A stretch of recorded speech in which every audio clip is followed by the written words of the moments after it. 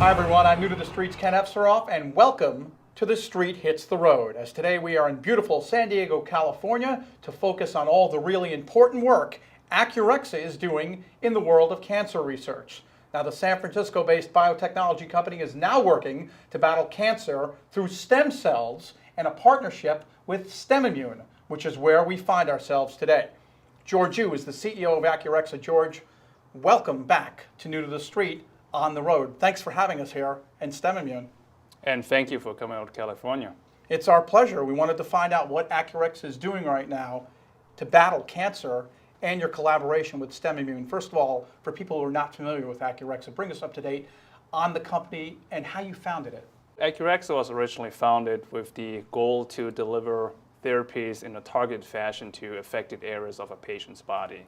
So we started out with brain cancer because the brain is protected what's called a blood-brain barrier, which blocks a lot of the drugs, especially if you use the pharma model, developing an oral tablet that you ingest and then it travels through the entire body to the brain. Oftentimes, only a fraction of the drug that you ingest actually ends up in the brain.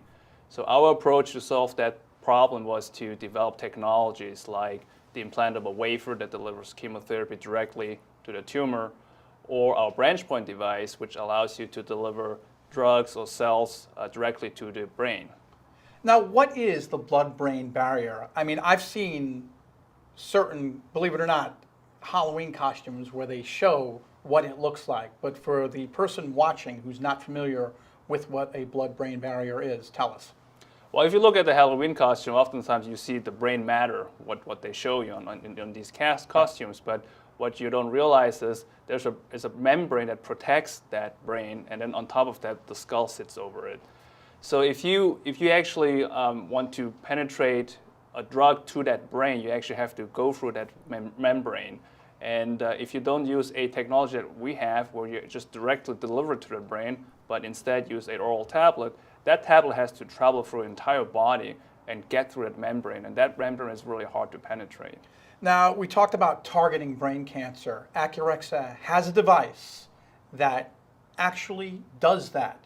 And I think the technology is fascinating behind it. For our viewers who are not familiar with it, what is it called and how does it work? For brain cancer, we have our what's called the ACX31 brain cancer wafer. That's a wafer that delivers chemotherapy directly to the brain tumor.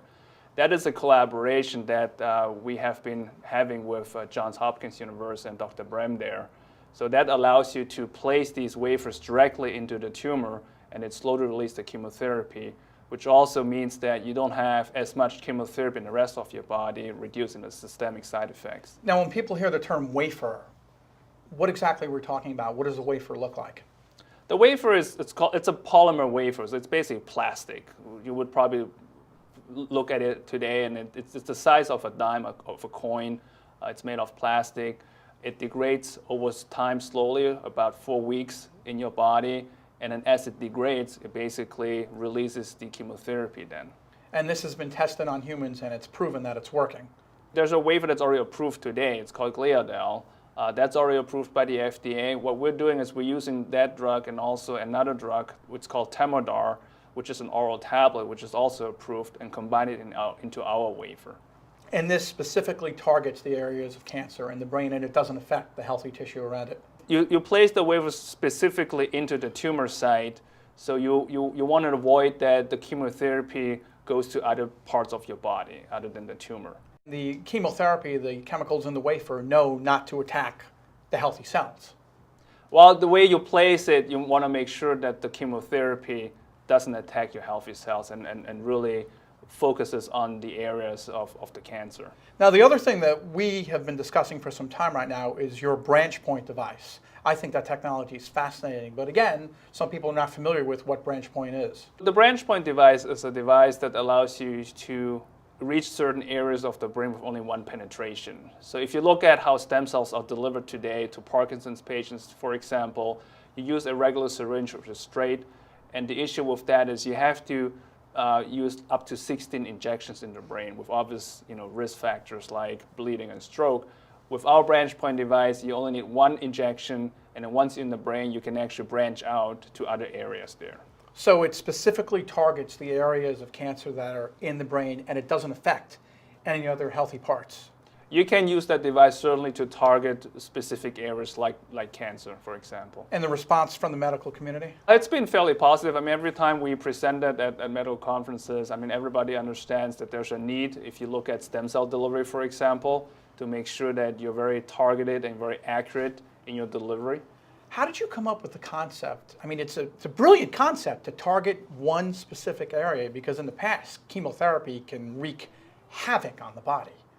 You can lose your hair, all these other crazy things can happen, but this branch point device is really great. We've started the company with that vision to really be targeted in terms of delivery of any drug or stem cells to affected areas in the brain.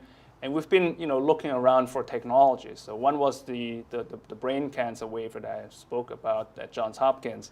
But the other one is, for example, if you look at STEM Immune, our collaboration with them, they have a very cool technology. It's what we call a Trojan horse technology, using your own adult stem cells to deliver certain drugs directly to the cancer cells. Which we're going to learn more about in our next segment when we talk to STEM Immune CEO, Dr. Alastair Chalet. Exactly. Now, George, I understand Acurexa has a collaboration with the University of California at San Francisco. What's going on with you guys? We're developing a stem cell therapy for Parkinson's, and we're using those cells that Cedars-Sinai in LA actually is manufacturing, and our Acurexa branch point device to deliver these stem cells accurately to affected areas of Parkinson's patients. What have the results been like so far with that? So we have an FDA meeting with UCSF as well, and we presented our development plans to the FDA, and we kind of have agreement on the path forward.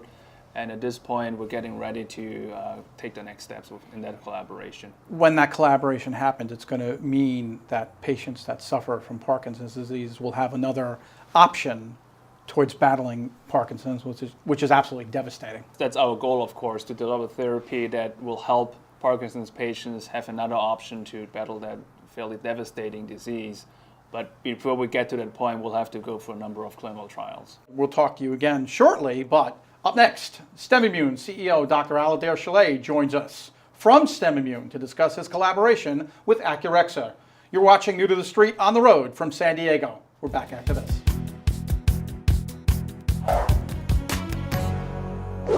Welcome back. You're watching New to the Street on the road from San Diego. I'm Ken Efseroff. We are at the offices of STEM Immune, and right now I have the pleasure of introducing STEM Immune CEO Dr. Chalet. Thank you very much for joining us here on New to the Street. Thank you very much for coming out to San Diego. It's our pleasure, Doctor. We wanted to find out what's going on with STEM Immune and Acurexa. First of all, for people who are not familiar with STEM Immune, tell me about the company, how you founded it, and where we are today. STEM Immune is a relatively young company. I founded July 2014. The company combines two really essential components. One is the stem cell science, and together with a live drug delivery system. And we are trying to use this combination to combat cancer and hopefully in the future also to vaccinate against cancer. A lot of people hear the word stem cells. They don't know, they think they know what it is, but they're not really sure. When we're talking about stem cells, what is a stem cell for people who don't know? Stem cells are pluripotent cells that can turn into different organs such as blood vessels, bone structure, and any other organs of ours. But most importantly, that the stem cells are located primarily in our bone marrow, but also recently the adipose fat tissue. Scholars now discover that our fat is eventually one of our gold mine in stem cells. If one extracts fat and separates the fat from the cellular components, and one try to study, like we are doing here in San Diego, the components present in the fat, we find that as much as 1,000 to 2,000-fold higher concentration of stem cells are present. For example, like hematopoietic stem cells, which are creating blood vessels. So our fat is really like a jewel for us and holding this very important fraction of cells. That's the only time I'm ever going to hear a person say fat is gold. Yes, if I might say so, and I just gave a presentation in Vancouver. We are trying to trim away our stem cells, which are the bread and butter of organ rebuilding. You guys actually separate the stem cells from the fat. What is that process? How is that done? It's fascinating. This process was developed, the process which we are using in combination with Dr. Lander and Dr. Behrman from Beverly Hills and from Rancho Mirage, was developed really out of a mini liposuction procedure by which a fat tissue from the patient's back is taken and into a test tube as much as perhaps a 50 ml, 50 milliliters or half a wine glass type of size of system, and then hermetically sealed, and we are injecting an enzyme which is removing the fat from the cells, and then the fat can be taken off of this fraction, and then the enriched stem cell fraction is then there, which then can be re-injected to the patient on the same day. How does the enzymes that you inject know to separate everything? This is the FDA approved and GMP manufactured, so good manufacturing practices based, cleanly manufactured enzyme collagenase, and it removes collagen, and that way the cells become loose from the tissue, fatty tissue. And then the fat is discarded and you're left with stem cells, which are then what? Left with stem cells, and when we take this stem cell fraction now, and we are injecting into the stem cell fraction the cancer-killing agent or the cancer vaccine, and the mixture is then injected into the patient. Now, you can use this process for all different types of cancer. What types of cancer are we talking about for using what you guys are doing here? In this case, together with Rancho Mirage and Beverly Hills, we injected 24 cancer patients with 10 different cancer. And in our clinical protocol, we have a beautiful setup by which, or system by which we can use the same mixture to inject intravenously, intratumorally, and even into the lymph node of the same patient. So dependent on the need, the treating physician injects, for example, in a head and neck cancer case, the head and neck tumor, perhaps 2 small injection fraction. If it is metastasized, moved to different portion of the body, then we can also inject at the same time intravenously. So we treated now 10 different cancers.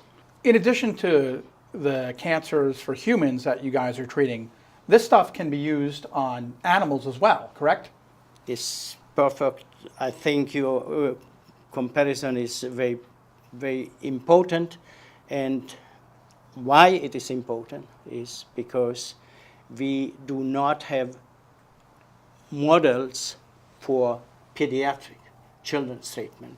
And my daughter, who is also the corporate communication vice president of STEM Immune, started a foundation, Animals, Dogs, and Kids. And she's just sitting in Cold Spring Harbor in a meeting and listening to that area. So it's very important that we cure or try to cure cancer in canines and felines with the same technology, but also we are creating size and dosage models for children. Let's talk about the work that STEM Immune is doing with Acurexa, which is why we're out here in beautiful San Diego.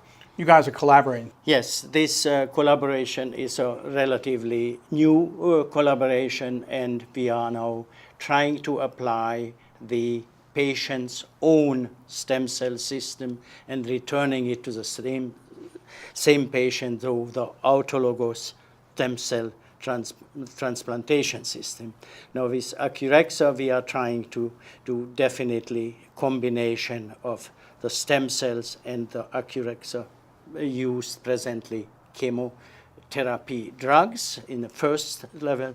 Secondly, we also will take then the injection device and try to deliver the stem cells with the chemotherapy drugs. But also, we are trying to do our cancer vaccines and build clinical trials together with Acurexa, especially in glioblastoma.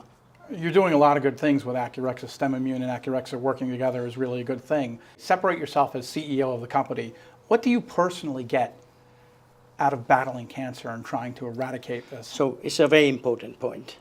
I started a company 13 years ago to use viruses to cure cancer. 2 years ago, I started STEM Immune to use the Trojan horse principle and on. I would like to see before I die, and I put in now over 27 years, one thing, not money, that just one 6-year-old child is cured of cancer. I think for me it is more satisfactory. For me it is majorly a humanitarian effort, and we are spending huge amount of monies and we don't have a cure.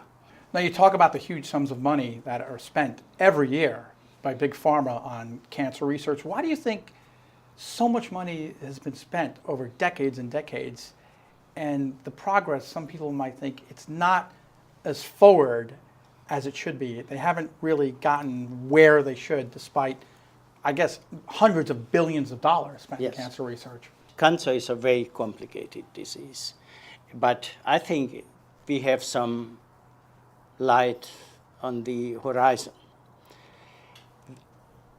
Our body does not see cancer as a disease because it is our self's cells, and our immune system does not recognize it.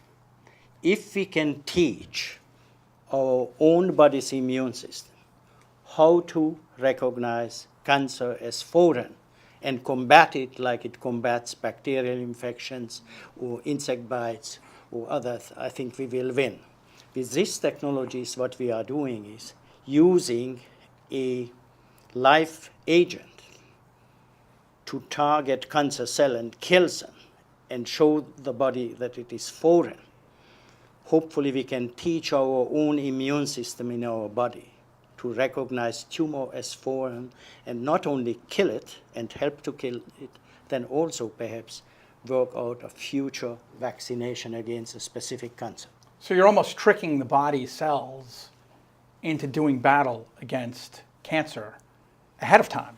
Yes, it's correct, but it is very difficult because if you see that today's cancer therapies are radiation, chemotherapy, and other immunotherapies by which our own immune system is really decimated. And after we decimated the immune system in a stage 4 cancer patients, we are asking now to help to cure cancer. So this is a major dilemma what we have. We try to help the patients, but at the end we would like to ask the immune system, which we really reduced enormously, to be the major helper. And what is it like working with a company like Acurexa? I think it is very beautiful. It is a combination of a technology-driven company with excellent centers like UCSF and Israel and the groups in the East Coast with excellent people. It's just beautiful and enriches everybody. Cancer will not be cured, in my view, by one single individual. It needs an enormous combination of talent and elite talent in the United States and elsewhere. And if people want to learn more about STEM Immune, the website is? The best is pick up the phone and talk to us and to our cancer board, and you will learn about the admission procedure as well as the treatment directly from the clinicians and our name. And what's the phone number if people want to contact STEM Immune? This is 858-794-9600. Cancer affects men and women. It doesn't matter it doesn't matter, whether you're a man or a woman, it attacks everybody. And it's something that STEM Immune and Acurexa are trying to collaborate to eradicate forever. And I think it's really good what you guys are doing. Thank you very much for having us here in your offices in San Diego. It's beautiful, and we hope you keep us up to date on what's happening with STEM Immune as we move forward. Thank you very much again for coming out, and I also would like to greet you out in Rancho Mirage or in Beverly Hills in our stem cell clinics. We're definitely going to do that. We're also going to stay on the subject of women, because up next, Anna Berry looks at the #1 cancer killer among women that, believe it or not, affects men as well. You're watching New to the Street on the Road from San Diego. We're back after this.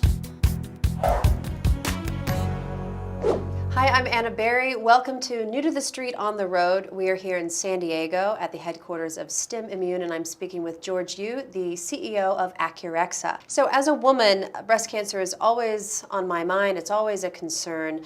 Why is it such an issue? Breast tissue is sensitive to estrogen or female sexual hormones. So anything that kind of stimulates growth can actually stimulate cancer.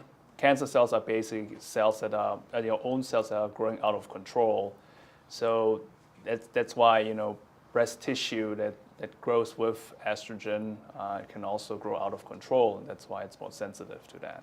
And tell me a little bit about your opinion on genetic testing. Well, if you have a family history of cancer or breast cancer in specifically, you certainly might want to consider that. I mean, if you look at the overall general population, about 10% of breast cancer is predisposed by genetics. But if you have a history in your family, that's a decision you have to make with your doctor, basically. And it's not just for women. Men also get breast cancer. That's correct. Men also have breast tissue, and there are men who get breast cancer, although it's fairly rare. For the same reason, because the estrogen level is much lower in the men, obviously. But as a man, we do actually have estrogen levels, and it depends, kind of a lifestyle you're leading. I mean, if you drink a lot of alcohol or if you're obese, you have high elevated estrogen levels, and that can also predispose you to breast cancer. Well, let's talk a little bit about Acurexa. Now, you are doing a lot of research and you have some great technology for brain cancer. Do you see some technology for advancing breast cancer coming in the future? Well, I mean, part of that is the collaboration with STEM Immune. So using your own stem cells as a Trojan horse to deliver certain anti-cancer drugs directly to the cancer site. That's certainly a technology you can apply for treating breast cancer. So we are actually considering that as an application as well. Also, if you look at our chemotherapy wafer that we're developing for brain cancer, we can actually formulate that as an injectable formulation, and you can imagine that you can use that for treatment of breast cancer as well in the future. Is that something that you see you can implant that wafer in the brain, but it could also be in the tumor in other parts of the body? Absolutely. You might not use a wafer if you treat breast cancer. You probably use an injectable formulation, injectable version of what we have developed today, and you can inject that into any other parts of the body, and it will basically degrade slowly over time and then release the chemotherapy to the cancer site. Well, thank you, George, so much for your time and your continued development and technology here. Thank you. Thank you for your interest. We'll be right back. Welcome back to New to the Street on the Road. I'm Ken Efseroff. George, we only got a few minutes left. We got to wrap it up here and head back to New York and get Acurexa's message out to everybody watching New to the Street TV. But in the last few minutes, tell us what Acurexa is working on in the pipeline for the next 6 to 12 months. Sure. So obviously we have the collaboration ongoing with STEM Immune. I mean, they already had a clinical trial with 25 patients tested. So our goal is to work with them in terms of getting another clinical trial, probably a phase 2 clinical trial ongoing. So that's certainly a goal that we have for the next 12 months. On the other hand, on the brain cancer treatment using the chemotherapy wafer, our goal is to get into the clinic as well. We have a collaboration ongoing with Delmar Pharmaceuticals using one of their small molecule drugs that actually was tested already in a clinical trial. So they want to combine it with our chemotherapy wafer, and the goal here is to get into the clinic as well. Well, it's really been fascinating learning to see how Acurexa is working on the collaboration with Delmar Pharmaceuticals as well as STEM Immune. If people want to learn more about Acurexa, the website is? Acurexa.com.